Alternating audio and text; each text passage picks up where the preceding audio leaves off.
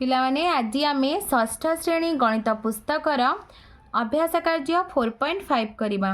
1 number आमे व्यवहार करथिबा अंक 10टी मध्यरु क्षुद्रतम अंकटी किए? क्षुद्रतम अंकटी होउछि 0। 2 अयुत 5 लिखिबा बेले क्यों क्यों भिन्न अंक व्यवहार करा जाए? एठी देखो पिलामाने आमे 2 अयुत 5 प्रथम लिखिबा। ये देख 1 10 100 1000 अयुत 2 अयुत 5 एथिरे को अंकर व्यवहार करछे 2 0 और 5 अंकर व्यवहार करछे। आमे 1 ठारू 100 लिखिबा बेले केते थर शून्य लिखिबा दरकार पड़े? 11 थर।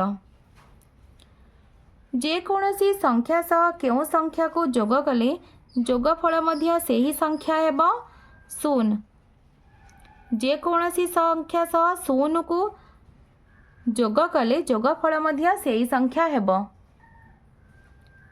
5 नंबर एभली एक वियोग कार्य देखाओ जोंठी वियोगफल 0। ताले हम जे कोनोसी संख्या को सेही संख्या रे वियोग कले हमको वियोगफल 0 मिलिबो। गोटिए संख्या को 6 नंबर क गोटिए संख्या को सेही संख्या सह जोगफल कले जोगफल मध्य सेही संख्या सह समान हुए। यार गोटे उदाहरण दियो।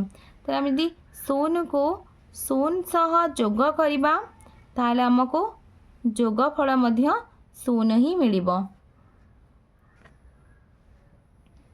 ख नंबर गोटे संख्या को सेही संख्या द्वारा गुणन कले गुणफल मध्य सेही संख्या सह समान हुए। यार दुईटी उदाहरण दियो।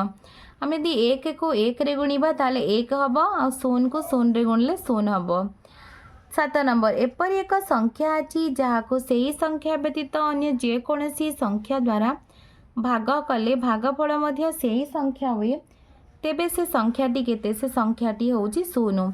पिलाने तुमको वीडियोटी भल लागिले लाइक एंड सब्सक्राइब करिवो निज सांग पिला मानक सहित शेयर मध्य करिवो।